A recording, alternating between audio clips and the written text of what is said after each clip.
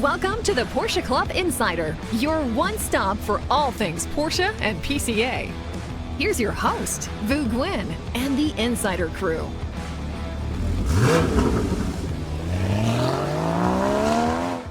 Hello, everyone, and welcome to episode 96. This is our first podcast actually being recorded in the new year.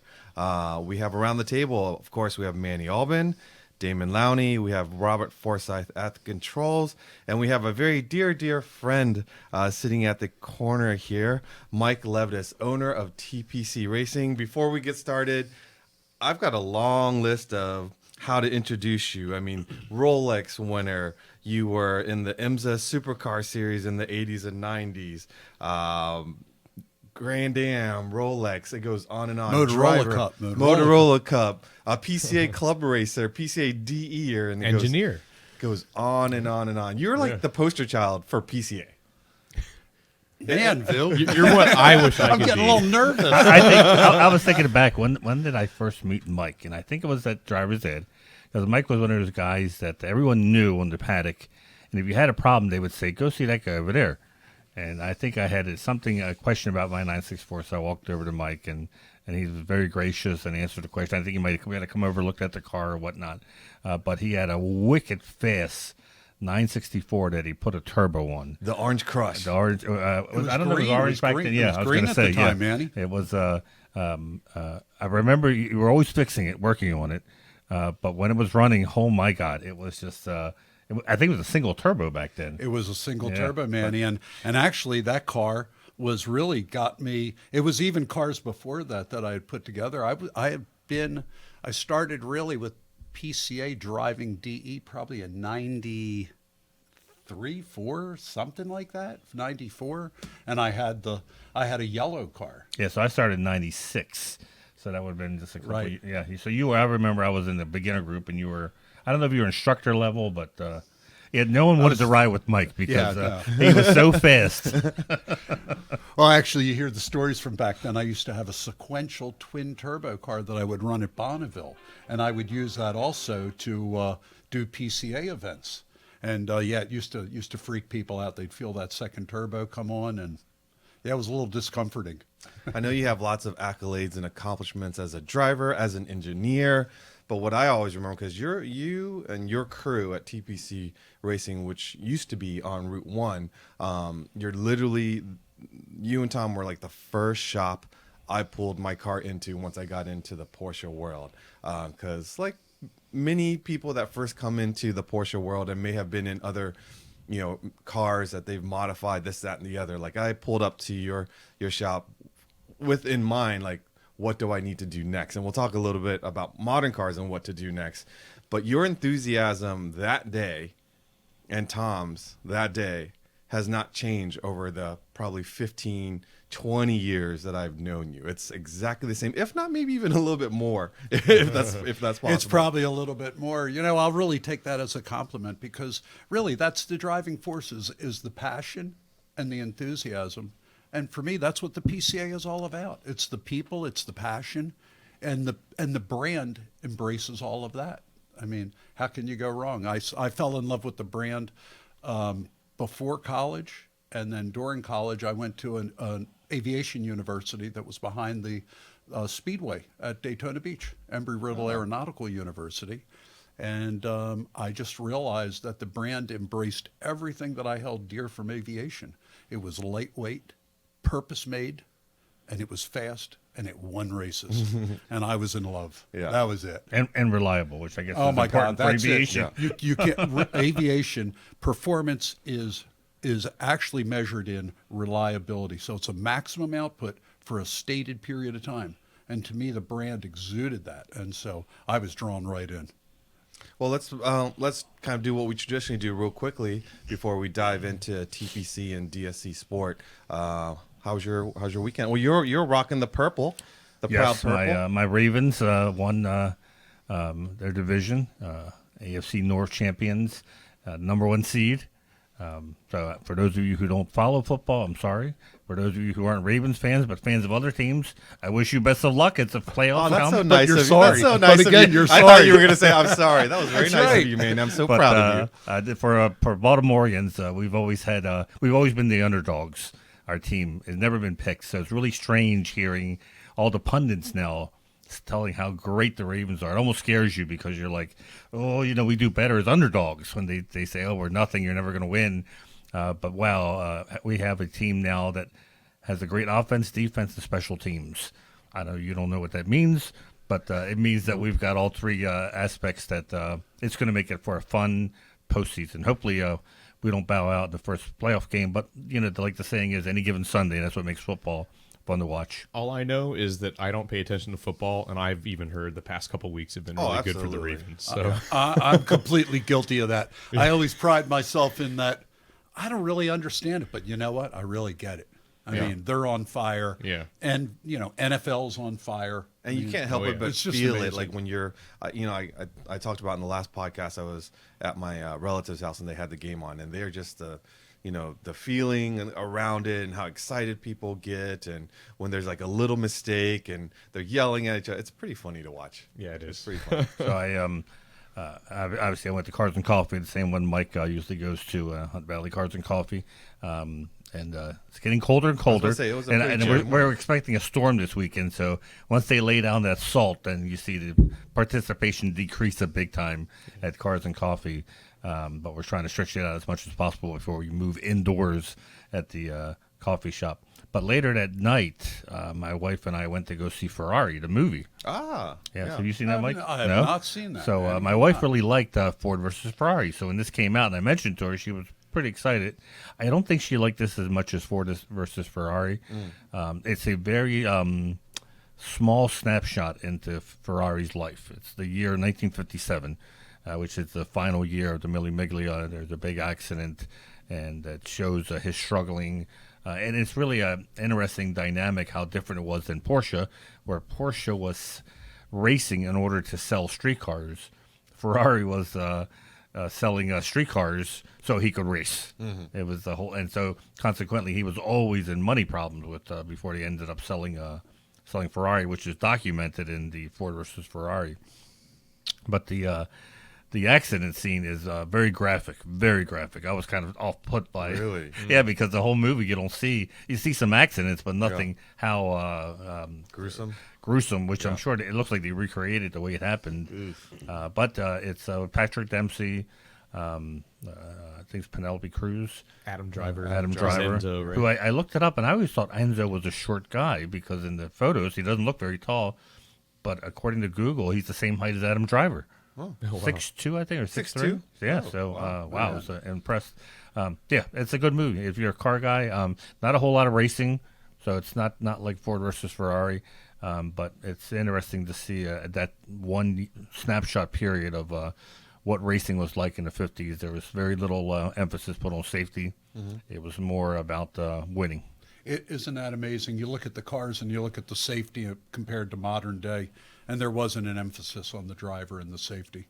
And it really carries on into the street car as well. Yeah, I don't think they were even wearing belts because on all the accidents, you see the guy come flying out of the car, which I think back then their idea was you're going to survive if you can get out of the car. Thrown out of You're the not car. part. It wasn't a crumple zone. Right. The driver was a crumple zone. Yeah. So yeah, it was. It's like indoor carts. You don't want to be trapped under. Yeah, flip yeah. over, so- Yeah, your best bet's to escape. Yes, exactly. So the sound was incredible, the cars, and they used some CGI, but a lot was real cars. I remember seeing the previews as they were filming using these real cars. Yeah, it was. Is the movie doing well? Was it crowded? This was on New Year's Day, so it was about 3/4 full. Not bad. Well, then it must do well. Yeah.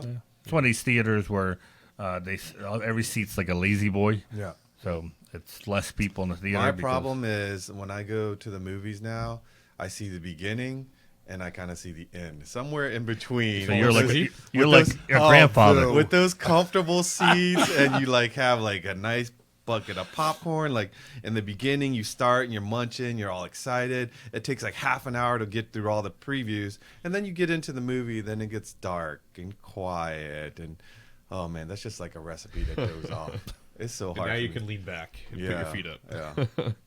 Yeah. Damon, you were working on the car.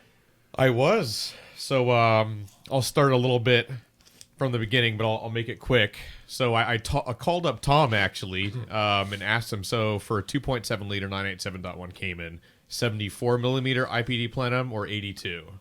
And 74, 82 is probably too big unless you want, the power all the way at the top. IPD doesn't really make the 74 anymore, or else I'd have to wait at least 3 to 4 months for what it sounded like. So I ordered the 82.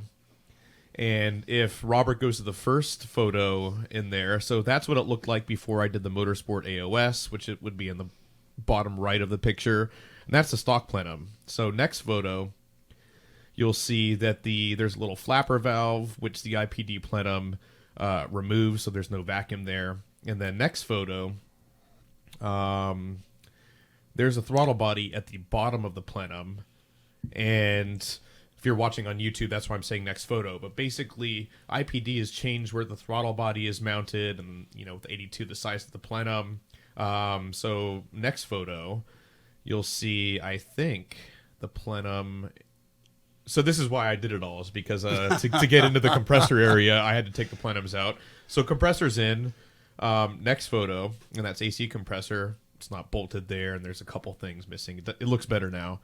And a couple more photos, I think, are the last ones. There's the plenum. And if you look, zooming out a little bit, you have something called an air oil separator. If you're on YouTube, it's in the bottom right. Mm-hmm. And there's a black tube that goes underneath the plenum. Right. That if you didn't have the Motorsport AOS would go behind the plenum tube. Guess what doesn't fit underneath the plenum? Your Motorsports? The AOS hose. Oh. So now my car, I need to either I need to call IPD. I'm waiting for a call back, but I need to either make a custom hose, or I don't know if you've had this issue before. Well, we run into a lot of different issues with fitment, but a lot of it you have to be creative. Yeah, you just have to. That's what I'm going to do. I'm going to go to Cauliflower and see if they can't. You figure it out as you're going, or you cut the Sometimes it's a matter of figuring out what Porsche part was closer. Like you might take one from a 911, and that gets you there without customizing. Maybe research a bit to see if there's a stock hose that'll fit. Correct. Well, you can't be the first person. No, I couldn't, because it's it's the competition plenum and the Motorsport AOS. Right. They seem like they would go hand in hand. So few people pay $1,700 for that AOS. It's a ridiculous price, but it is. And does it really add anything to what you're doing? It's peace of mind. Right. And that's all it is. That's it. So far. Right. I was looking at the PC Mart, and they had used cup car axles. $6,100. Oh my gosh! So maybe the AOS is actually a pretty good deal. Yes, used. Manny, when I was moving, I threw away a 30-yard dumpster just full of those. I know. I was about to say he's probably got a treasure trove of those. Yeah. So that was my weekend. I basically fitted everything up, and last night I was thinking, man, I'm going to get this thing fired up, and I'll have it here at the office in the morning. Nope. Yeah. But this is all to say, IPD, from what I can tell, really great plenum, looks well built. The whole system looks nice. I'm sure it'll work just fine, but this is what happens when you get into projects like this, you can never think it's going to go straight through. Right. And I mean, you got the hoses in order to connect it to your air box, so you had that going on. Yeah. And I mean, at the end of the day, sometimes you have to be a little creative with it, because in a way you're taking apart that they couldn't just dedicate to one only specific model car. Yeah. So you're doing it from a 911, you're doing it to this car. Yeah. So you've got to be able to construct it. For us, we keep all of those crankcase ventilation hoses, and then we'll just come in and we just did that, as a matter of fact, the other day. Nice. Right. Nice. So we battled that same. Gotcha. Well, I'll have to do a little bit more research. It looks like You got to get a clear cover now. To show off. The engine's looking so pretty, you're ashamed to. Then it'll get dusty again. I'll have to keep cleaning it. I was going to say, that's definitely not on his. No, you got to wax that cover all the time. But you got to flip it over and wax it. Do you want to wax that cover? Not me. Nope. Cool, but that was my weekend. So quickly for me, car stuff. I did get to go to Sunset Cars and Coffee, which is a later. That sounds like a Cars and Coffee at a retirement home. Yeah, It really it's actually, does. It's It does. I'm scared already. it's actually quite Now the chair. Now I'm opposite. glad it's wobbling. It's from 2 to 5, and the average age is probably 25. So it's mostly JDM cars, a couple of like built-up trucks. You know, they have dance music playing too loudly, food trucks, and a buddy of mine who owns a couple of restaurants. He and his friends put that on, and it's at Braglio Farms. And it's a beautiful location. So anyways, I thought I would, I probably took one of the oldest cars. I took my each 83 E21 I put it into its winter mode where I put the, I have 80s neon colored Bear Crafter ski racks that are almost unobtainium. So I put the ski racks on, and then of course I have my unobtainium neon period correct skis that go with it. So I drove that out. So that's when I took my son Jonah. He wasn't that excited to go because he wanted to just chill at home and play on the computer. But then he really he's like, Dad, this is kind of like Fast and Furious. So I thought, this is not like a normal car show that you go to where it's With like all the boring Porsches. No, with all like the exotic cars. And so it was pretty funny. He had a great meal. But for me, as far as car stuff this weekend, my daughter called Friday afternoon, and I didn't accept her call because I was in a meeting. And then she called again, and I didn't accept her call. And she called again. I'm like, uh-oh. So I picked up the phone. She's like, Dad, the Corolla is dead. I'm like, what do you mean? She's like, I can't start it. I'm at the mall. I'm like, okay, well, either wait there or get it jumped. She's like, oh, I flagged someone down. We're going to jump it. So next thing you know, she got home, thankfully. And, my wife is just looking for any excuse to get this 400,000 mile Corolla like donated or Off the whatever. road. But then I'm like, I paid almost nothing for this car. So I just want to see how much longer I can make it last. So I have a jump box I put on it, and the jump box actually measures the voltage as soon as you connect it, and it showed 12 volts. And then I'm like, interesting.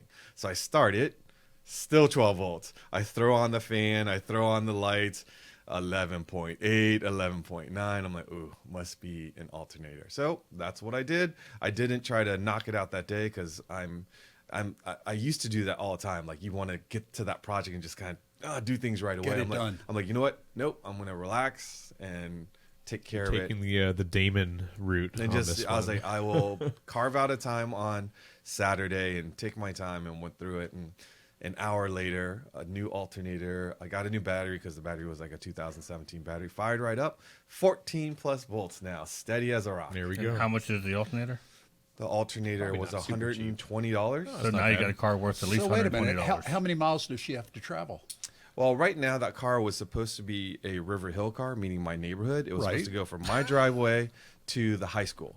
That's my point. Yeah. So it's like, it's the perfect kid car because my son Jason used it all through high school, but he's now in college. So that car is kind of an extra car.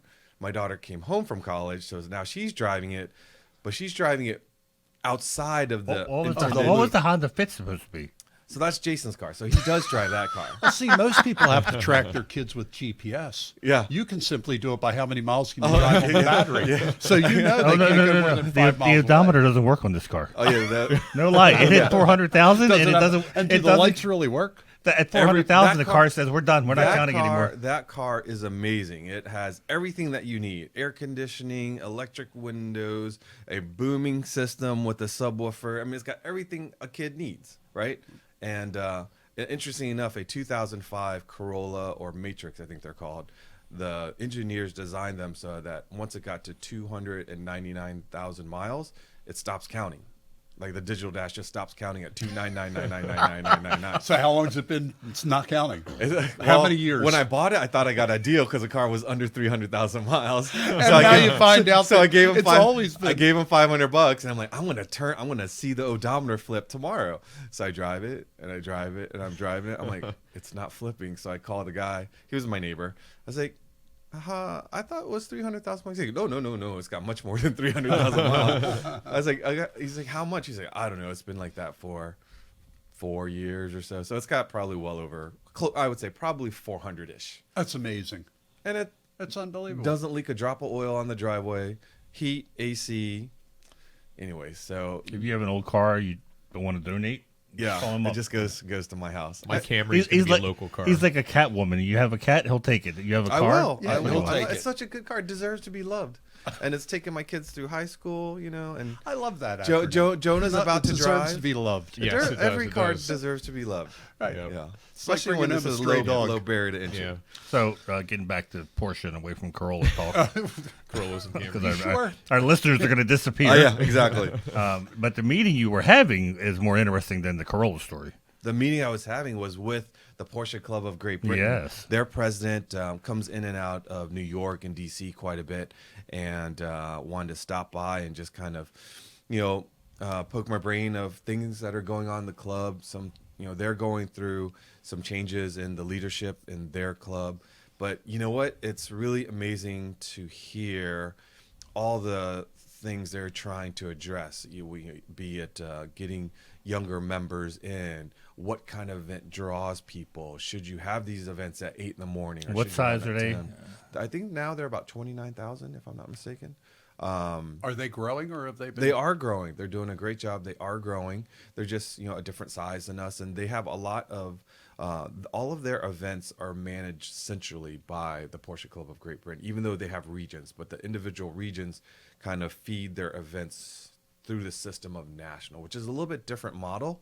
But, they, like I said, they face sort of the same challenges as we move into the future of taking care of those that have been with your club for many a decades, but then how do you also make the newcomers feel invited and have events that they feel that belongs to them, right? And so they actually were invited to come with us on the cruise this year, but they couldn't make things happen. But I'm thinking that we're going to invite them and have them come over and join us for the Treffin at Sea in Alaska. I think it's a bucket list for not only We're U.S. thinking of inviting them, or we are inviting them. Well, we are inviting, but I think they're going to. Well, that depends on how. I was going to say, it sounds to me like they there's are a listening lot to of this, different- so we're thinking of inviting Mike to our dinner party, but we haven't decided right. yet. So I'm not really listening to that. So the invitation has always been open to not only Porsche Club of Great Britain now members, it's a little more clear. but anybody, right? But Yeah. will we have a more initiative, or Formal, effort? like formal? Yeah, exactly. So Yeah. It's interesting. I think it would be do they good. tell you what promotes the growth inside the club? Do they tell you? Are they getting more younger members? we, I didn't really talk specifics of what. They talked about the same challenges. They didn't share with me, nor did I really ask. We didn't have that much time together.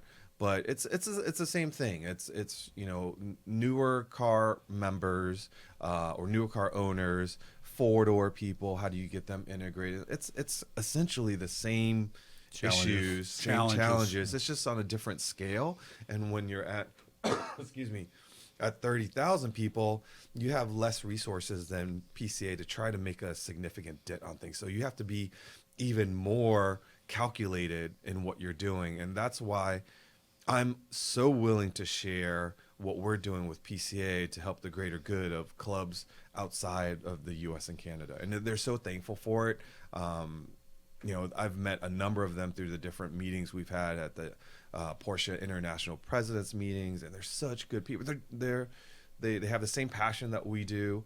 They just don't have the scale that we do. So Right, but you still have the same issues, same thing. Because I'm interested in that because from the business side, and from my side of always wanting to be involved, my passion keeps bringing me. It never lets me go from the whole scene of the car, what I'm in love with, and for me, I've embraced the Macan. Yeah, I've got a absolutely. Macan because I see, okay, I love the brand. I love what it's about. Plus, I'm a car guy. And I see, okay, from the business side, what's the company doing? What are the people that are energized doing? Right. I see the Macan as a platform to be part of that. And so for me, I kind of joined that rank and file without really driving the car at first. And then I picked up delivery of the car. You totally I'm see hooked. it. You're hooked. You I totally love see it. driving Which it to work. Macan did you get? I picked up an S.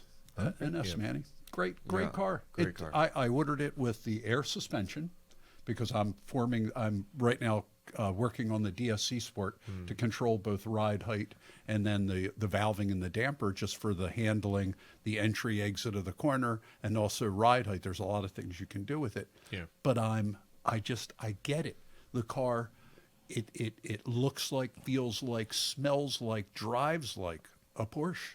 Like I have a new 911, that I've got a GT3 car. And to me, if you sit behind the Macan, you are part of the Porsche family. Absolutely. It is not one of the VAG cars. It's not even to be confused when you drive it. One thing that came through, and we all being here at HQ noticed this as well within the club, especially in the past decade or so, is the level of volunteerism.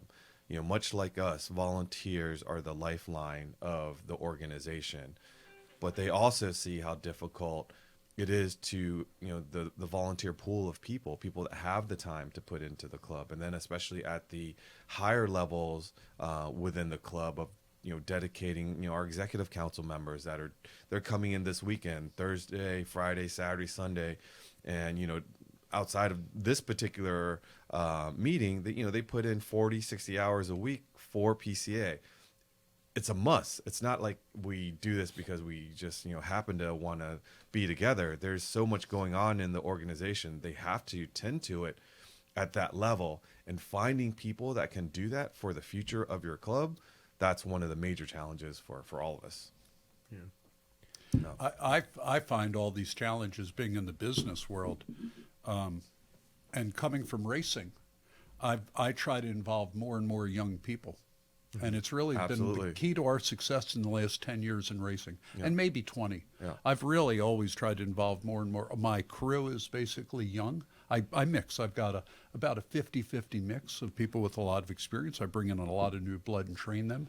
And over the years, I see them working in other teams, and they've made a livelihood now of being a crew member. It's kind of impressive to see. Yeah. But on our driver side now, it's the same thing. We have a number of drivers that are between 15 and 17 years of age.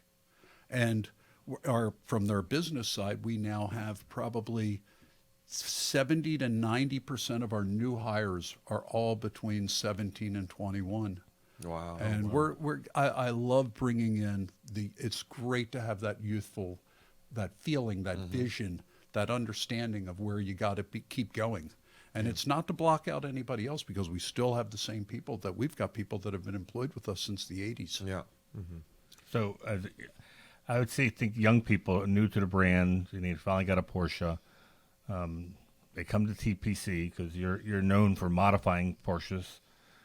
Think? What's the how's that conversation usually go? Because what people read or see may think, well, this is where I want to put my money in. How do you guide them into saying this is what you really want to do to get the most bang for your buck, or to see a difference and not just seat of the pants horsepower? That's an interesting question, Manny, because really my real instinct is the first thing I do is I come from the ultimate enthusiast. I've literally come from loving everything about sports cars, the car scene in general, and then of course coming from the racing world. So my first real thing is to trust my instinct and to talk to them a little bit. I let them talk, and I try to find out where they're coming from and where they really want to go with all of this. And sometimes we don't necessarily want to do, or we don't guide them where they think we would guide them, where we would try to sell them on a lot of items. It might be as simple as, what, the car's already magnificent. Maybe you just need to slightly tune the chassis, or maybe just check the specs to see where you are. Start there, and then we'll try to guide them. We might find out they have an interest in doing driver ed. They thought that they only want to go to cars and coffee, so it may be more of an exhaust, and then tune the chassis lightly. But we really try to keep blending chassis. The total performance package to me is still from where I came from, aviation. It's that full package, and when you buy a Porsche, you're buying that full package. That's why you're so drawn to the brand. And everything that he said was very true when I walked through your doors in 2003, when I first got my car, because I came from the Mustang 5-liter world where you could throw on a set of mufflers and it really would put some serious power down because there was lots of inefficiencies in the system. So I came walking through the door. I'm like, all right, I'd like to get a full exhaust for my 87 911. And Tom and Mike looked at me. They're like, why? You have a wonderful car. That is a gorgeous car. Why don't you? And we did. We did the same. Did exactly what you just said. He listened to me. He's like, are you going to do driver's ed? Are you going to autocross? I'm like, yes. He's like, why don't we start with an alignment? And that car is very capable. Alignment, let's check your brakes because it has turbo brakes on it. And that's what we did. So for the first, like, I would say year and a half of owning my car, I did nothing. Right. I just drove it. And that's really a recommendation that I really try to fulfill with most customers. It really starts with very minimal basics, including, of course, preventive maintenance. You know, you can't stress enough about trying to keep the fluids fresh, making sure the gearbox. We also, by the time we read the customer and they're saying, oh, I'm doing 2 or 4 driver eds this year, and have you changed gearbox oil? No. It's like, well, we would have normally done it 2 times this season at a minimum. Yeah. And so we try to also educate them at the same time and tell them why the fluids need to be changed, the temperatures they reach, why the fluid matters at temperature more than it does at interval. Temperature is the key factor. That's what breaks down the oil. So they do get a little bit of an education, and we get an education by listening to them. And my education. Go ahead. You know, I run into these questions here at the office. They want to get the tune on the car, you know, because especially when Damon and I were talking about this earlier, because I was telling him you've ordered a Courier T, and about Awesome car. how people want to, Awesome car. you know, you say, well, I'll just get the base model and I can tune it to a GTS or to a much higher horsepower. And I'm convinced that it's not simple as that. There's other aspects to this simply tuning. You have to pay the piper at some point for when you start making tuning adjustments. You said that exactly right. And I tell them, you know, it's a whole package, so make sure you're doing it. Because Porsche, if they could just simply tune it, that's what they would do. But, you know, when you get an X50 package, you're getting a lot more than a tune. It's a lot of internals they've changed. Oh my gosh, yes, yeah. When you're dealing with Porsche, when you get the difference in the different model cars, you're getting different size turbochargers. There could be engine internals. There's just so many different size injector. You have a lot of things going on. But I've got to tell you, what really excites me is understanding what I can of the platform, and this new 992 platform, and also the 718 as well. 718 is an exciting platform. I got to tell you, don't ever underestimate the little 718 Oh, no, four-banger. we love them here. I love the 4-cylinder. I got to tell you, I was a naysayer the first time I heard the engine. I was like, is this thing missing? What am I? And then someone's like, it's the 4-cylinder. And I was like, okay. But when I drove it on the racetrack, oh my gosh. I think I like the 4-cylinder more than the GTS 4.0. I'm telling you, You know. Damon, I'm right with you. Yeah. We have one car in particular, a 718 with a 4-cylinder, that we've tuned it mildly so that at the big end, the torque, we just extended the torque band out, but we kept it low at the bottom end, and we extended the horsepower up.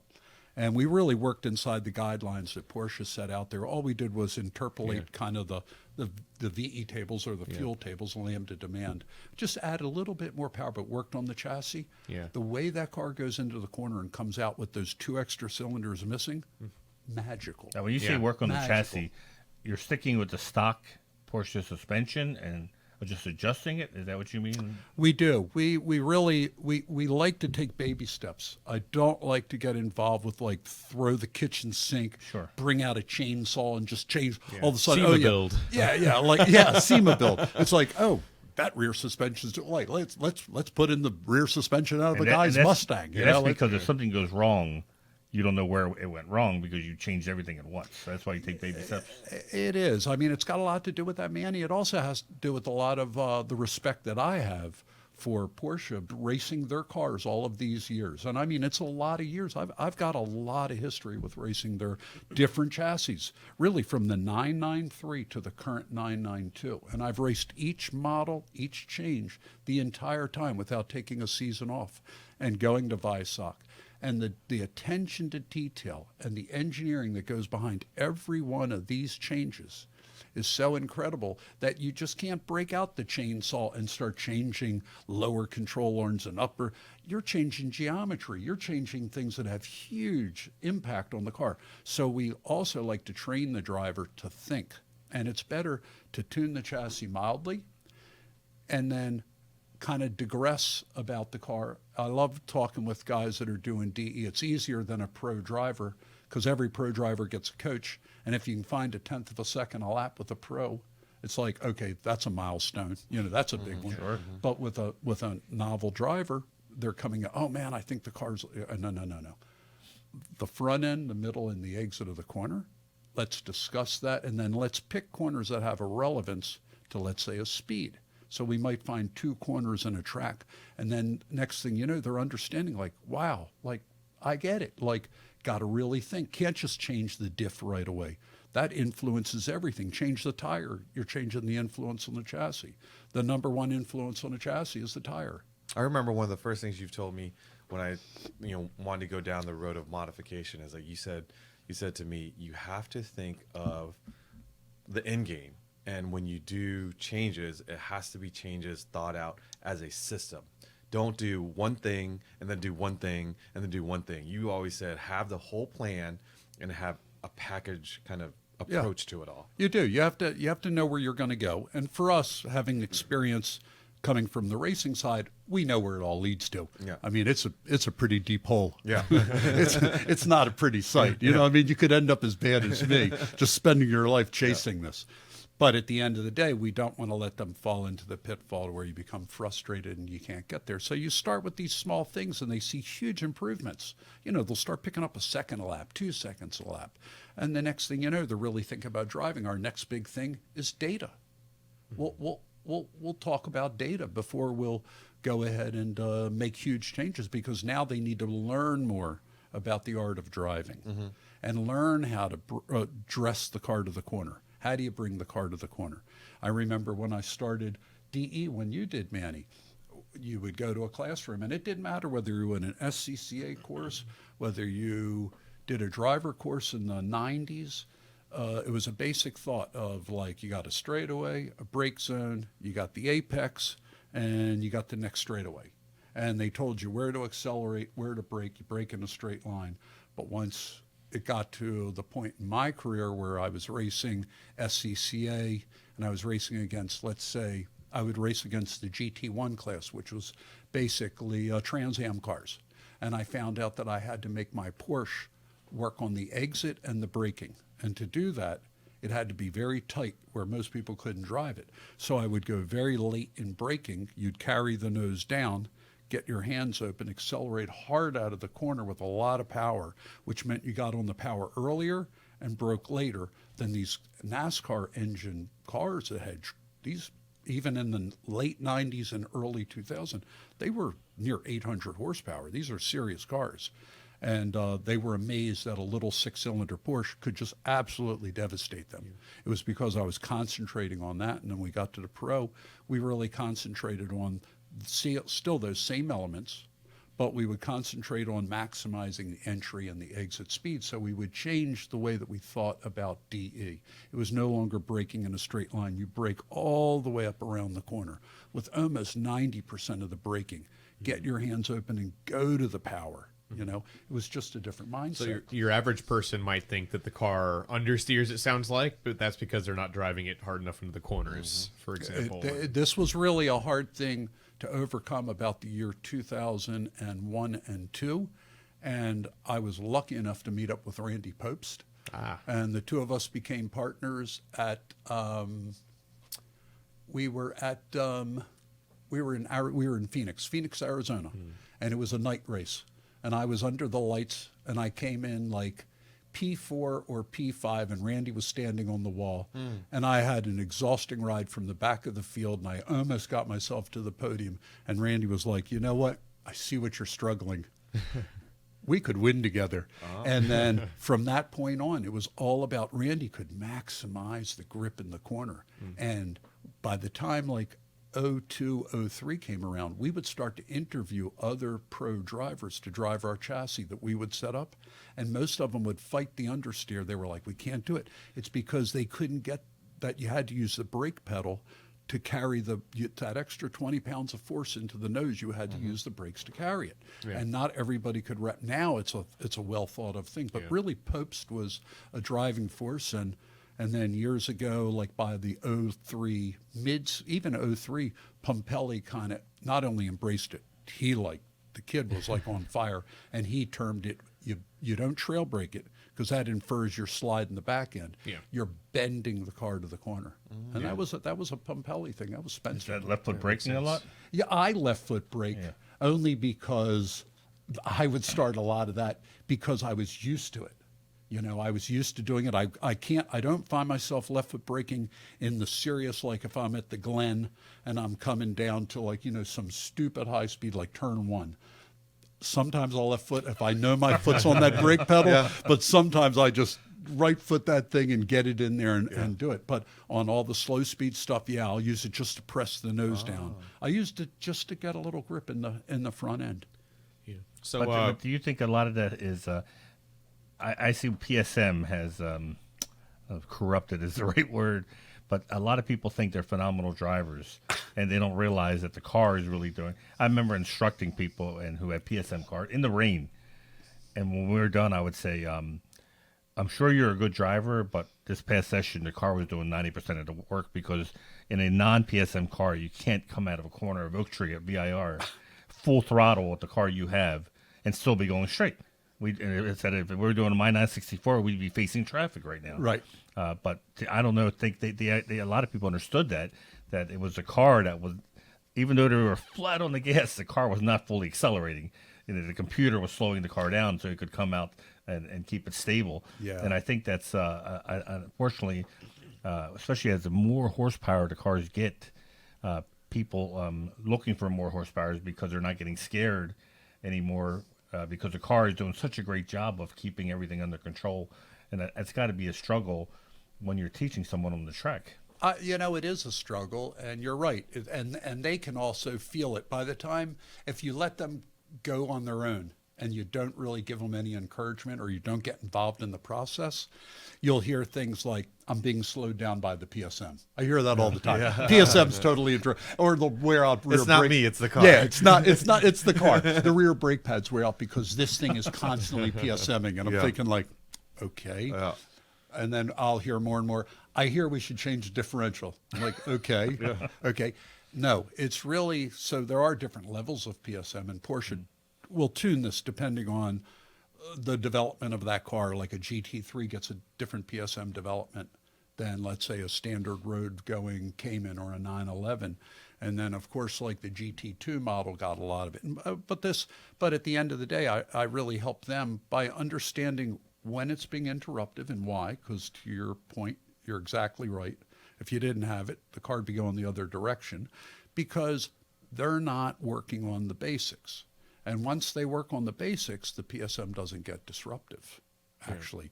And at a point, you really find the PSM as your reminder in the back of your mind. You're on the limit because you're not using it to change to correct the attitude of the car. You're using it as enforcement to go, wow, I'm right on the edge. I can feel that bop, bop, bop, bop right there. Yeah. And I'm like, got no more to give it. That's all the tire we got. That's all the chassis we have until we make a mild improvement. But the driving, I've got it going on.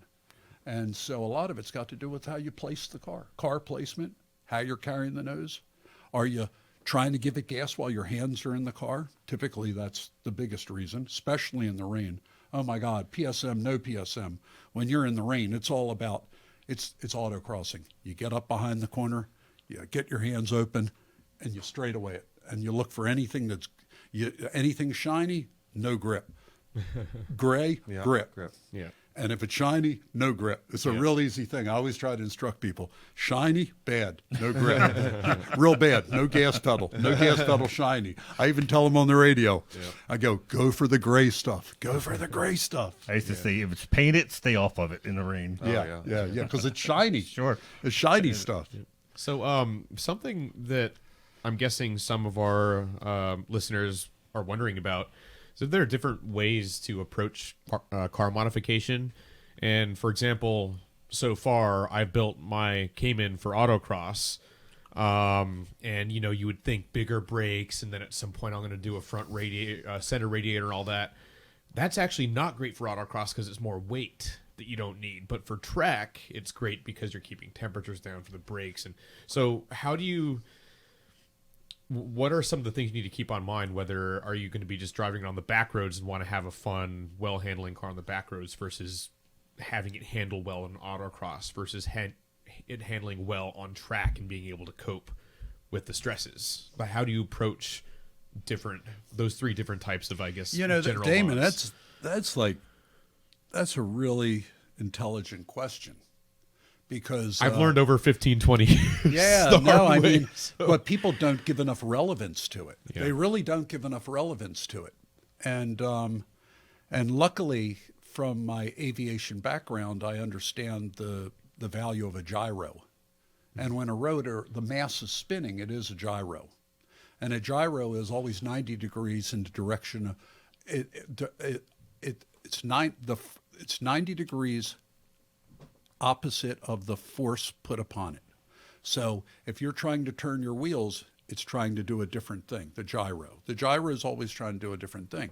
So I found out early on, like IMSA, or rather at the time Grand Am, would allow us two different brake packages. We could run a larger rotor or the stock rotor on the GT3. Some teams would elect for the larger rotor, which we would for big tracks. Yeah. If I was going for Watkins Glen, and I didn't want a lot of response in the front end, where I wanted the rotor to fight me, where I wanted the car to be tight going into turn one, where I could just punish the brakes all the way down and just use that thing to keep the car tight. But if I went to a tight course, like a street course, or if I went to any course that would have a lot of quick turning, I would elect for the smaller rotor because of the less mass, and it was easier to move. So for most applications, I just got this same question the other day. I get this all the time from a customer. So I'll go with a larger brake package if I can maintain the gyroscopic weight versus diameter. So there are companies out there that really pay attention to this. One particular company, I don't want to give out too many, pumps, different things, but I've got to appreciate the engineering level behind a lot of these modifications, if you want to call them. But PFC has done this incredible job of having so much information about braking from all of the professional series that they've been involved in, both NASCAR, IMSA, worldwide, FIA, it doesn't matter. And the fact that they are the only American company to ever be involved in a Porsche motorsport car. They've won some, but what it is for the size rotor, okay, the swept area, they've minimized that swept area, which means that they can maintain the rotor temperature, which is vital to stop cracking. Because anything cold, anytime you have an area that's not affected by the pad, that's a cold area. That's why you get cracks, okay? Also, it's metallurgy. The metal matrix is vital. So I think about all these things. So if I've got necessarily a car like a ceramic brake car, guy wants to do DE events, they're saying, hey, I can get a metal rotor replacement. I can box my ceramic brakes. They're very expensive per brake. I think that's brilliant. You're right. I don't blame you. I would do the same thing. So to me, my first step would either be to put the steel rotor that Porsche sells, which would come with a different swept area, a different rotor diameter, and a different swept area, which means it's lighter than if they were to get a replacement rotor assembly. They're not thinking about the weight. I'm thinking about So you want to go with OEM just because of that little detail you might not consider. Or they might want to put a rotor that has a bigger hat, that has a smaller swept area, maybe change the pad that is a little more friendly to the mass. So there's a lot of thought that goes on with that question. Yeah. So the answer to that question is, if you're autocrossing, man, stock rotor. Matter of fact, if you've got a GT3, you might pick up your autocross time a little bit by putting on the rotors off of an S model. Yeah. You know what I mean? Yeah. Like literally. Like think about, going the other direction. Yeah. And you don't want track pads because you got to warm them up. You gotta warm in them up. autocross, you don't have that time. Yeah. They got to be So good. you want street Bingo. pads, yeah. Like what could be more deadly in autocrossing than having Gold track pad. or you Ask put- me how I know. or you steal the rotors and brakes off of ceramic car. Yeah. Super light. I had a GT4 recently, a GT4 RS, and I ordered it with ceramics. I took it to the track. Man, is ceramics great No, on I the track. bet. Because you turn in, the braking's magnet. You get everything. Because people are thinking of the consumables, when they say go from PCCB to iron disc, right? But they're not thinking probably as much about, maybe the gyroscopic effect or Correct. But when you call up our shop, really, I think Tom Chan's probably he the biggest interface with the customer. What we try to really tell people to do with the ceramic brake car, because typically that's a turbo, that's a GT3. These are cars that have big, have a brake package that's that size. So we really try to sell on a brake package, complete rotors, calipers, keep the mass extremely low, even lower than the factory. And get a pad that comes in at the right temperature. Some of these pads are really engineered cold to have a good bite cold. And that's why a lot of the manufacturers, like if you see our race rotors, they'll have a very small annulus. So they'll have a very small swept area. But if you see a factory car, they'll have a very large. And the reason that is because they want the temperature from the time you engage the puck, you want the temperature to rise quick. Because you want to have that braking cold. Come up to a traffic light, it's cold out, you haven't stopped. That's a big test that the manufacturers go through. Then it has to meet braking at high speeds over and over. So there's big criteria. But so you have to know what you're picking. But for us, we try to keep that mass down, irregardless. And if I'm autocrossing, can't stress it enough. And if I'm road racing, can't stress it enough. So that question's the... I understand. My car is a compromise because it has the Cayman S brakes instead of the smaller, base Cayman brakes, and it's got the 18 wheels, and it came stock, I think, on 17. So for autocross, you would want that smaller stuff. But I know that, I'll take my car to the track at some point in the future, so I'll probably add weight by adding a center radiator. But if you were just to say, I'm going to take my car to the track, what would the first few mods you would do for a car like that versus if you're taking it to autocross? What would be a few mods you would do? Well, whether you're autocrossing or going out to do your first DE events, the very first thing is we'll go through the fluids, service it properly, do a setup, an appropriate setup for what you're doing, whether it's, and typically it's very similar for autocrossing and track use. There's not going to be a radical difference at all. The next thing is brake flush. When you say setup, are you talking about set up the alignment? Yeah, set up for the alignment. We're all about that. I even to the degree that, like, we just finished our new workshop, we now have a new workbench that just like our old one goes to different levels, but this one has no deflection whatsoever. So regardless of what weight vehicle you have, it's just like when we do setup at the track. So our numbers are money. We can just be. And I think I've told this story before, but my wife's Boxster 986. Also, my dad has 986. This is a 2000, I think. He got his car set up or aligned at some box tire shop. And then, of course, you did the alignment on Loanne's Boxster. And my dad, when he came to visit, he drove Loanne's car. He was like, why does this car handle so differently than mine? And I'm like, purely alignment setup, Dad. That's really it's the same car. Yeah. But it's such a So before buying parts, you start with the basics in that sense. Always start or with better fluids, you said, too. Right. You start with the basics and you work your way out from there, because you got to understand what you're working on first. Always work on the basics. And that's our biggest advice to customers. And then along the way, of course, we have we have a number of customers at the end. They'll end up with a factory race car and they're in the program. right. And we're as far down the rabbit hole as you're going to go. Or we're building like a 1,200 horsepower car to do 200 treadwear tire events. Yep. Which I love to do. I love these ultimate street car, driving events. I get a lot of grief sometimes from the motorsport guys, like the Porsche motorsport end. They're like, is this really safe enough for you to do? Do you know somebody named Matt Alcala? He's done a few of the ultimate street car events, but what car? I think Mustang or Camaro. I went to high school with him, and I just realized that he has some award-winning Mustang builds. Really? So, and then he did the ultimate street car challenge at some point. So. It's a great series. They do an amazing job. Their title sponsor is Optima. Optima battery. Yep. And I saw it years and years ago, because I've always gone to the SEMA show, and I've been a vendor. I've displayed at SEMA our DSC Sport line there for gosh knows how many years, and I saw the series come in. It was great. It was basically a call out to everybody that's building a car. It's like, okay, if you're building the biggest and baddest car, let's go to the racetrack.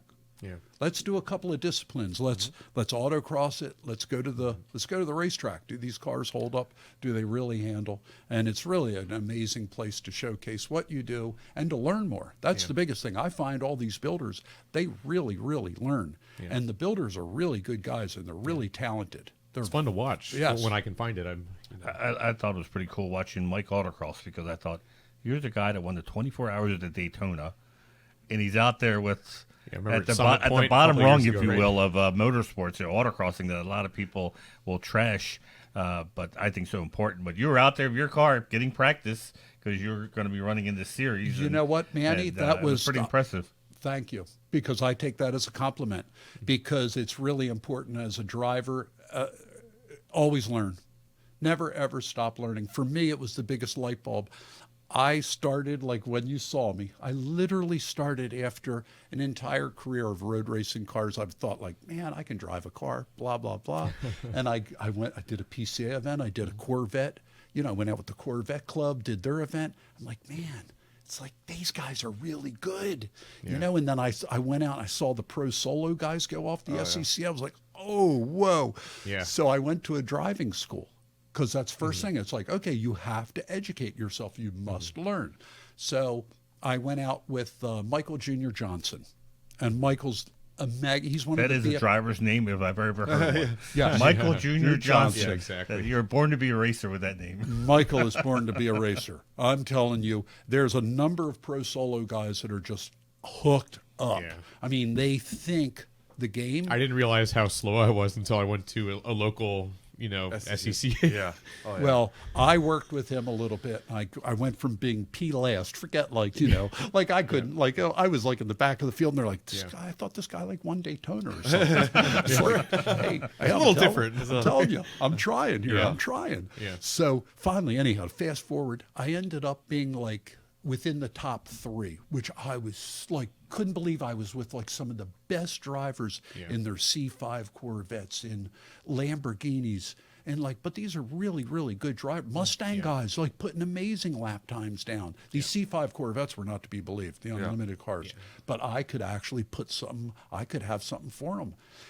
And I learned kind of quickly, because I took the education side of it very seriously, because I wanted to learn. And I'm a competitive person. But then I got to a race at Mid-Ohio in the rain, and anybody that's driven Mid-Ohio in the rain, it's an ice skating rink.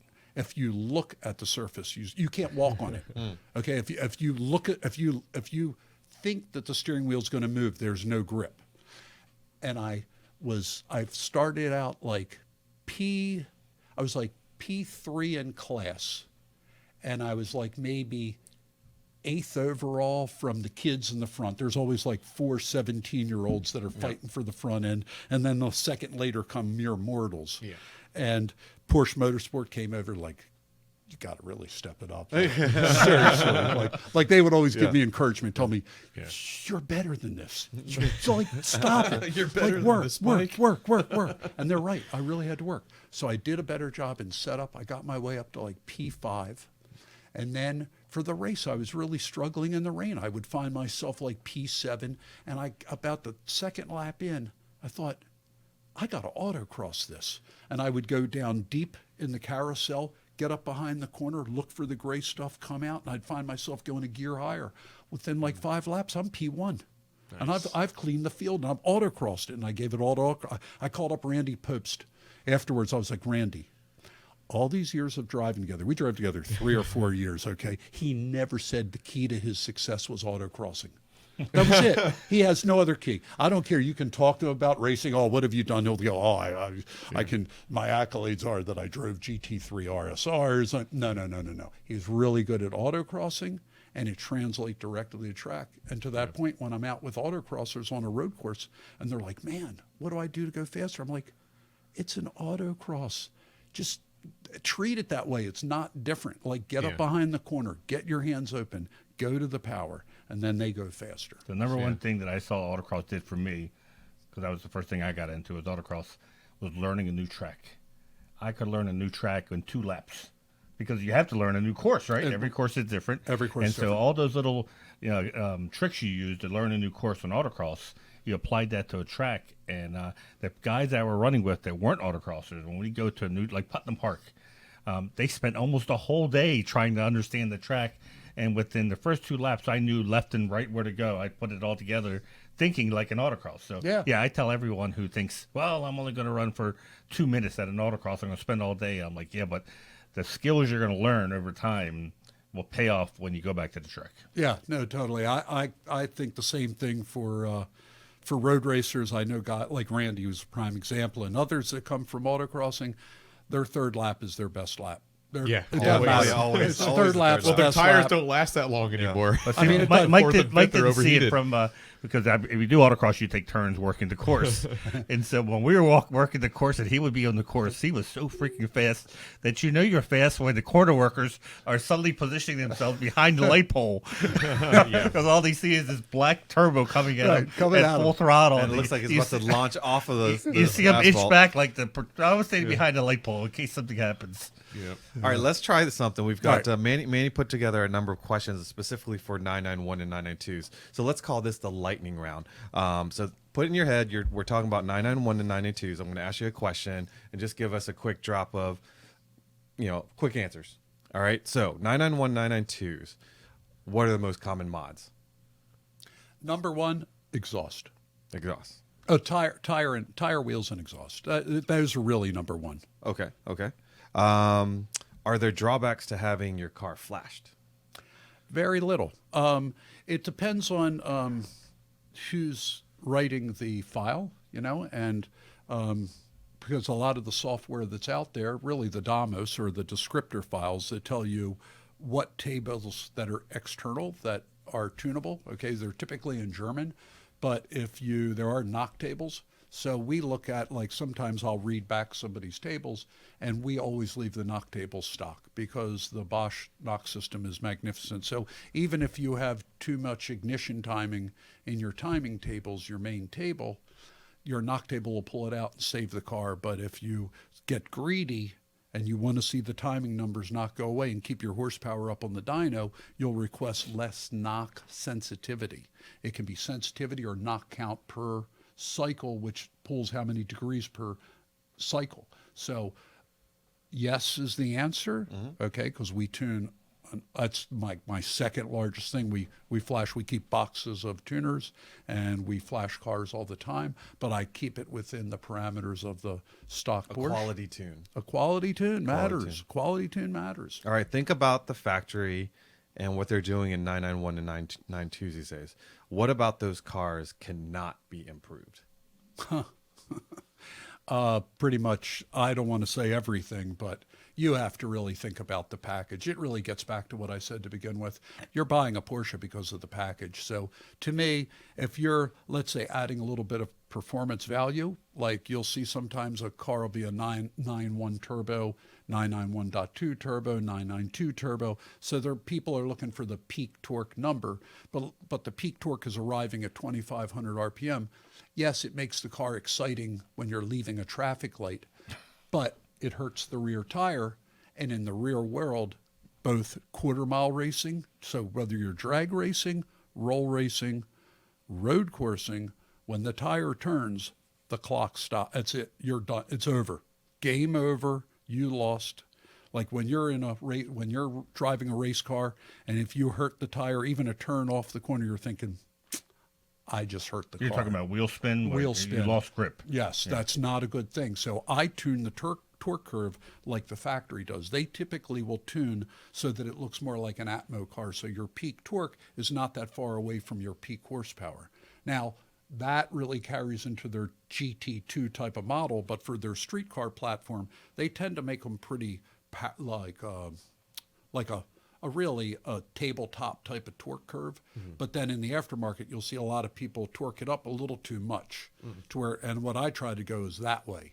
And then whether you're roll racing, drag racing, or road racing, that's improving your time. Because what matters is the way the crankshaft in the car accelerates as it's going up towards the red line where the horsepower is. Yeah. You know, that they got to follow together. That's what makes that's why a GT3 car is so bloody good, is that the peak torque is like crazy high, and so's the horsepower. All right, we talked about, setting your baseline, fluids, do the simple stuff first as a quote unquote mod, but after that level, in your mind, what's the best bang for the buck mod? It's all, you know what, we find that like the number, so we're really kind of getting back to the hierarchy. So people typically find, like when they're first coming in, they've got an exhaust modification, they've got wheels, tires, they've had an alignment at whatever, wherever. And so really our first real thing that we're worrying about, they've already got usually those components on there. So I look at, okay, are they still fully catalyzed? Are they running really the components they need to at least keep the car within the factory limit? And then our next thing is our DSC Sport Controller, which we can then tune the chassis a little more. So if we're setting the car to be slight tight, we might change the low speed response of the damper to give us a little more front end. We might take a little bit of the low speed out of the bite out of the rear tire so you can get onto the power quicker and you don't get that revolution. So while I'm turning up the power, I'm also tuning the chassis. So it keeps going back to this circle of you got to have a package. A package. A package. Even on drag racing, you'll see guys like with cars, they'll have Porsche cars. You'll see their 60-foot time, and it's like it's not very good. Yeah, okay, tons of power. They can't put the power down. They can't put or the turbo's too lazy. The mile an hour at the end is good, but they're still running an 11-second quarter. You'll see a car running a 9 that's got less mile an hour, but his 60-foot time is no longer 1.6, it's 1.1. And he's absolutely devastated that car, and it would devastate it on a road course. So you have to have the package. It keeps coming back to the package. Okay. And I think we talked about this, but I always tell people learn to drive the car, meaning take a driving school. Even if it's a Porsche driving school or using their cars, Doesn't matter. Or driver's ed, but learn to drive because you have all this horsepower, and people, it's no one wants to hear they're not a good driver, but you find that out when you do driver's ed that you've got a lot of bad habits you've learned by driving on the street, and learning to properly drive the car will help you communicate to someone like Mike as to what you want the car to do that the car's not doing, and then you get even a bigger bang for your buck on the mods. To that point, it really is that. It's really the basics. It's it's education, and along with that, and during this course, we'll usually introduce them to my son Harris at the shop, and Harris is really great on the data side because that's his job at the racetrack. His job is he runs the racing program, the actual race program. I don't do that, but part of the race program, one of the biggest things, every car has data. Every car has a coach. Every car has an engineer because this is what makes a car go fast. And so we try to get people to wrap their head around it. So let me talk about this last modification, and let's say it pertains to 991s and 992s. And you see this a lot, especially in more flashy areas of the country where people will, spend big money, $15,000, $20,000 on wheels that are +2, +3 sizes, and it has like a rubber band for a sidewall. Your thoughts on that? Well, again, that goes back to a lot of people aren't just thinking about the whole package. So things that people get hung up on, or whether it's the width of the tire, I got a 21 or whatever, they're changing the sidewall like you said. The biggest thing they're changing and the most important thing to a 911 is getting out of the corner and putting down the power, getting into the corner. So there's a reason that the Porsche will stagger their wheel sizes and their attention to detail on the circumference. So a wide tire takes longer to the patch will light up quicker. A short tire that's wide has a very narrow contact patch. Think about it. If you were to roll a car onto a glass workshop table and it had a short tire that was wide, you would get a skinny little long patch. It's going to light up pretty quick. Also, it goes away rather quickly. If it's narrower and it's short and it's skinny, but it doesn't have much horsepower, it's very friendly. You brake well, you accelerate. It's great when the tire's cold. And people are always trying, well, why is the car so good? Well, it's because you're optimizing the contact patch.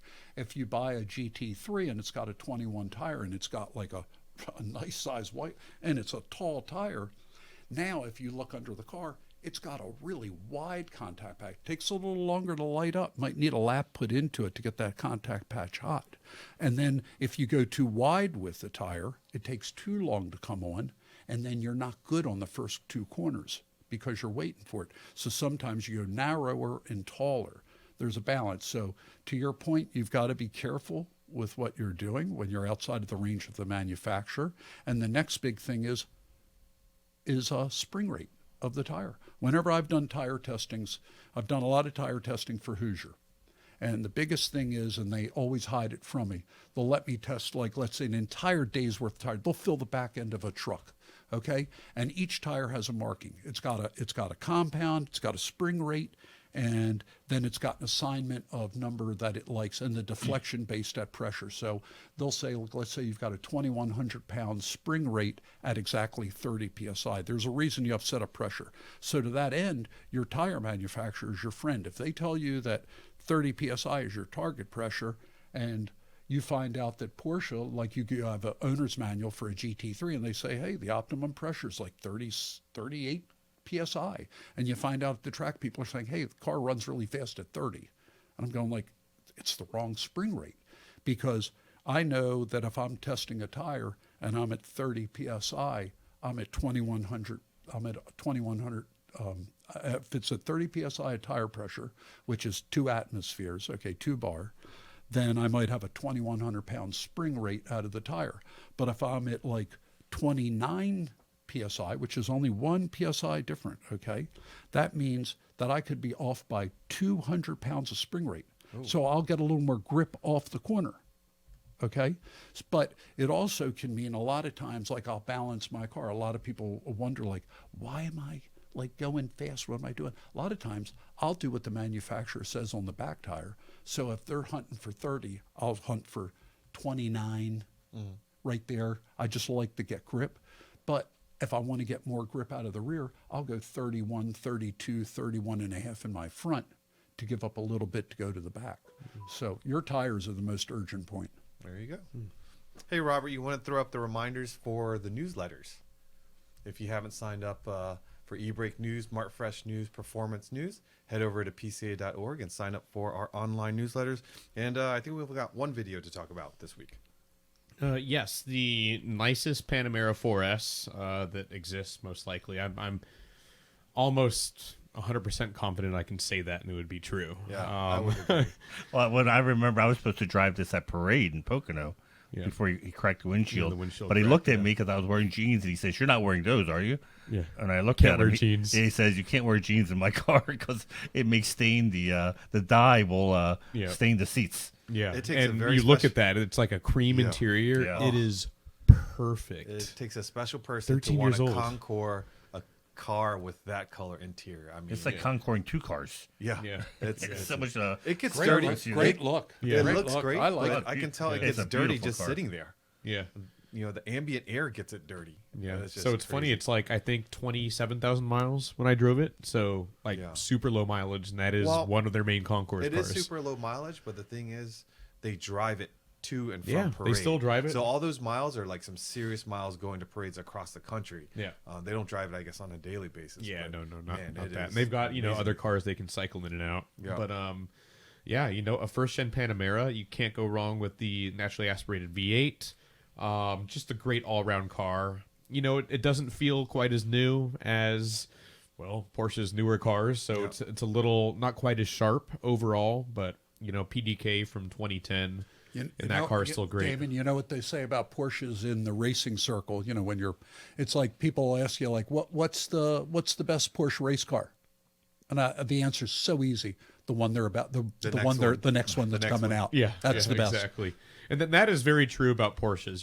They age well usually, and I think the Panamera, in my eyes, it's aged well both cosmetically, aesthetically, and how it drives. I know not everybody would agree. But yeah, it's the common theme is that the newer the Porsche, usually the better it is to drive, for me, in my opinion. But I agree. I mean, no matter. So I think if you talk about overall performance, it always gets better. But I think every era car has its unique personality, and just like the '87 slant nose you drove today, cars of today would run circles around in terms of performance, but it's that smell, that feel when you grab that, kind of thin rimmed steering wheel and the looking way you over shift. those fenders and Yeah, it's just, but the driving experience is it's just as incredible driving that 87, driving it over here, as when I was like in 1990 or something and getting into one of those cars. It's just as incredible because each one of these cars is like that. That's why it's a Porsche. Oh, that car will scare you. You take that on the back roads versus someone who's never driven a car like that and has a modern car with PSM. Oh, yeah. And they drive your car. That will scare the living daylights out of them, and it's maybe like 200 horsepower less than their car, but because it has no stability, no please save me features, it doesn't take much to scare you. Yeah. No. You should probably know something. So about me and how I like to drive is, I'm a pretty mild driver overall. Just daily. I don't really take on ramps really quickly, but when I want to drive fast, the older cars just don't do it for me. The newer cars are just so much sharper, and that's what I like, and that's why the newer the better usually. Personally, I'm personally exactly with you, Damon. I mean, it's to me, I embrace the newest car because I understand where Porsche is going. Their level of engineering, they just keep getting better. But the cars that were already created are already great. So I love driving some of the older cars because it reminds me of how good it is and then how good it can get. Yeah. And to that effect, subjectively, they're all good. yeah, they're all amazing, and that's one of the reasons I just ordered a 992T. It ships out like this week, and it'll be over here, and I'm excited to. So, like I told you on the phone yesterday, we want to follow you to the track, and as you get a baseline on this car, and see what you can do in the stock Carrera T, and then put him into Damon's cape. No, okay. Then go back again and see what you can do once your car has been modified, has a TPC touch to it, and see what the lap times are. Because it's one thing being a Beltway bandit and saying I drive cars fast, but lap times say everything. So. Lap times, they speak well. And also, I go to the drag strip because that tells the tale. There's no doubt. I mean, when a guy goes in a drag strip, you see the 60-foot, the mile an hour, the horsepower. Yeah. I mean, that baby's the real deal. So I'm doing the same in my Macan. If I'm not mistaken, your T is going to be spec'd with PDK. My T is spec'd. So here's what I did. I'm a purist at heart because I love the lightweight. It's, to me, the brand, okay? So I can't get away from that because that's what I love it. But I ordered the PDK transmission because I'm in love with the shifting. I mean, man, I don't care how far that baby. It's like when it goes tick tick. Good. Yeah, and when you're coming out of a corner and you touch the paddle, it doesn't upset the tire. Hold on, let's let that set in. A Rolex winning, Grand Am winning person loves the PDK transmission so much for himself, and I know you can row gears. I can row gears. There's no doubt. And I tell you what. We used to look at the data in my 996 car that I won the 24 hours in, and we can shift the H-box with just about as good a speed as a PDK, really close, but only narrowly, like you got like maybe a half a tenth per pull, but when you count up 20, 30, 40 pulls in a lap, this adds up. I mean, you can, and we're practically flat shift in the box. Yeah. And so it would matter when they came to, but the sequential was only so good until the latest Ricardo box. But getting outside of that, so I ordered the PDK transmission. I did the carbon seats. Nice. Because it comes on the T. You can big order. weight savings. Oh, big weight savings, a lot of grip inside the car. Safe, airbags. Got airbags, love the safety, you know what I mean? The cars keep getting bigger. They're getting bigger because they handle better and they're safer. Yeah. So I got the seats, which also eliminates the rear seats, which is weight. And I also ordered the rear steering because what it does going into the high-speed corners versus the autocrossing is just fabulous. Did you order ceramics with that car, or was that not available? I don't think it wasn't available. No. I looked. If it was, I don't know. I had to weigh the difference. And you got to remember, when I bought the car, I traded in my GT4 RS, which is an allocation I got from Motorsport, for being in the series. Yeah. And I love the car. Nothing from it. Great car. But the T, I'm looking forward. It's got the injectors and the baseline of all the 992 turbo. We're going to slowly tune it lightly. We're going to do chassis work, DSC. We're going to put bigger turbos on it, intercoolers. We're going to do it properly, but not with the what you're seeing on a mail order basis. We're going to tune that to like 600 horsepower at the tire, and it's going to have a tremendous chassis. We'll have data in it from day one, so everything we do will be relevant. I was just about to say, the Carrera T is all the car you need. Oh, wait, just wait. I'm so excited about the T. I'm telling you, I'm like a kid again. I'm like a kid. What color did you get it in? Silver. Silver. The way I see it is maybe somebody buys a T, who's done well for themselves, but not well enough to afford a GT3 or get an allocation or a GTS. And then, as they progress in their career, make a little more money, they can mod it. And is that kind of a... Nah. You're just throwing it all at it, getting a T. Because I tell you what, I've got a GT3. I've got a 2022 GT3.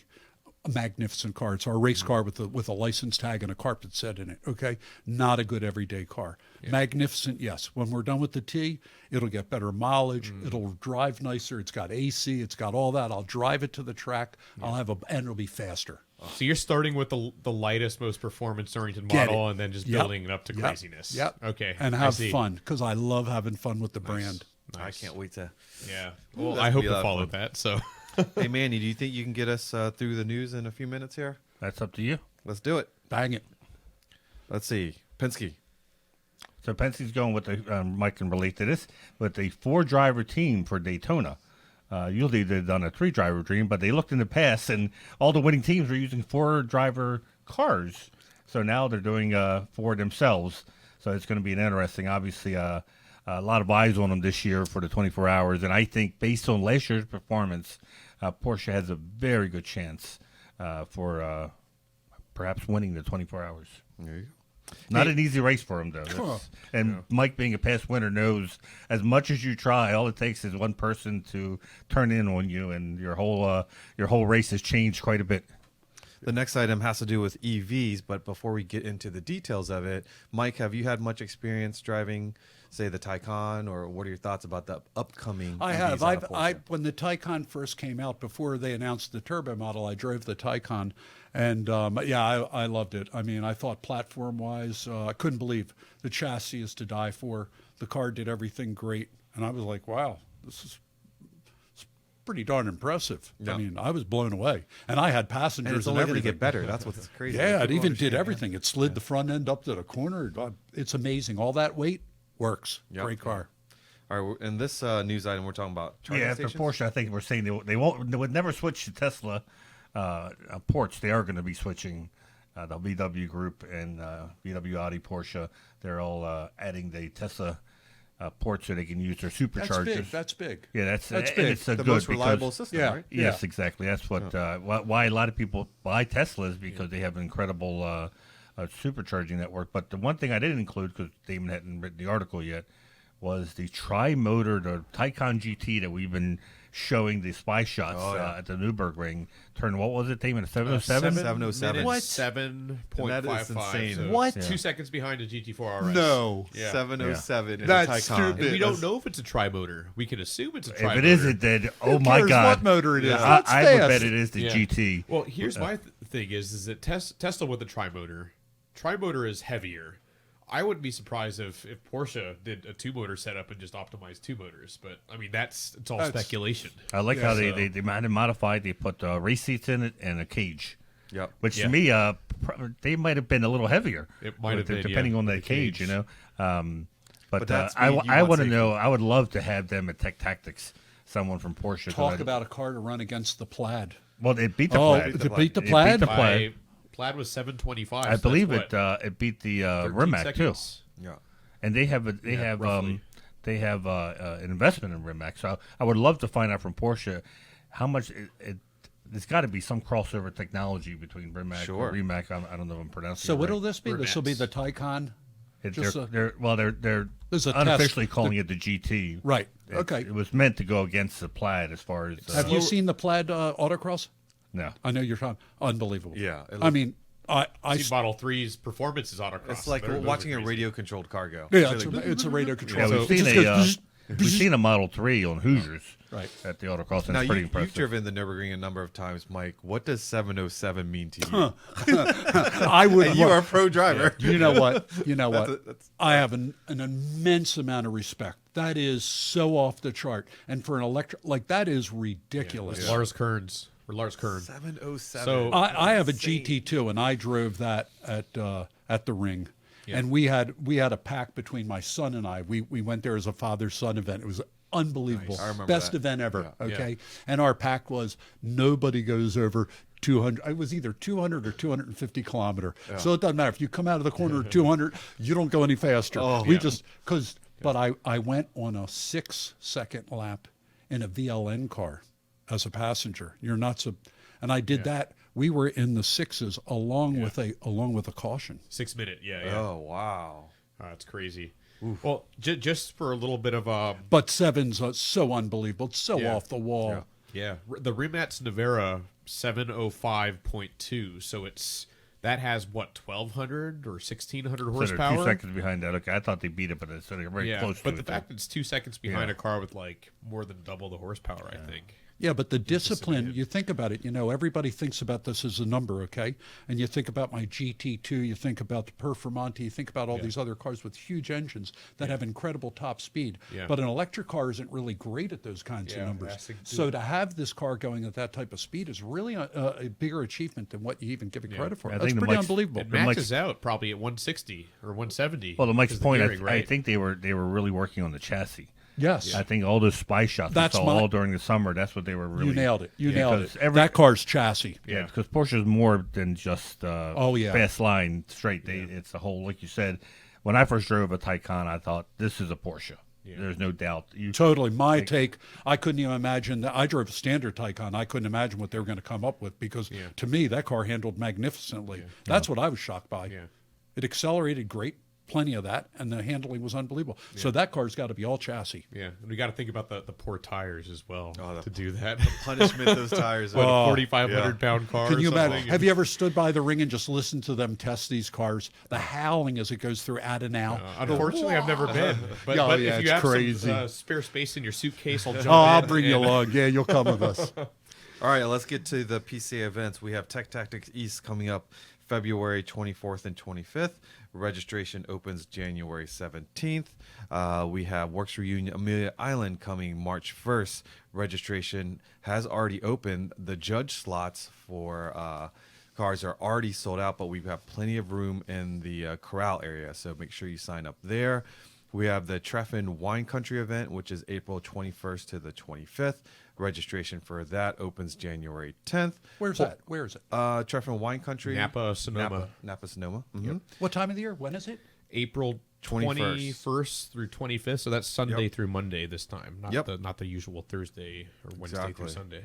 And on the East Coast this year, we will have Porsche Parade in Birmingham, Alabama. It's June. Registration for the first phase opens March 1st. Of course, Treffin at Sea, we've announced that we're heading to Treffin at Sea in Alaska, and we've already have up to 600 people registered for What? that cruise. Already. And How that, many does the ship hold? the ship holds 3,500. You're But- taking but a we're- third we're of the. taking- You're Yeah. a quarter Yeah. of the ship. I think we'll get to 1,000. That's crazy. That's Yeah. crazy. How many do we need to get the whole ship? I think 1,500. That's what's weird. That's not willing to give So us we got that. to spread the word. Spread the You're word. spreading it right now. I think you're going to fill the ship. Yeah, Yep. hopefully. Exactly. We'll have to kick everybody else No off. one's answering my Yeah. question. Is there icebergs up there at that time of year? Oh, I got to Probably. always be. There's always icebergs. Yeah. Icebergs Have don't- they seen icebergs- Titanic? Manny, what do you Icebergs don't think go they- away and That's come back right. seasonally. Man, you've never watched That's what they said Titanic. about the White Star Line too. We do this all the time. They just go away. Now here in the East Coast here, we're about to get some weather, so most Porsches are probably put away.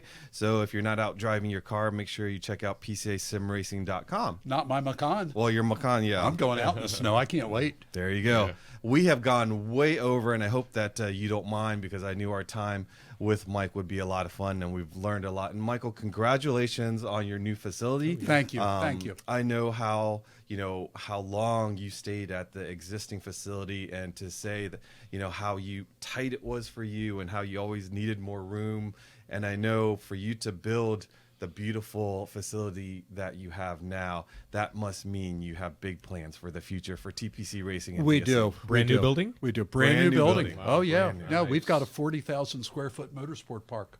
We've got some great people joining us. We've got a motor group that's going to have 9,000 square feet of exotic cars doing sales. We're going to have a detailing group taking up 6,000 square feet.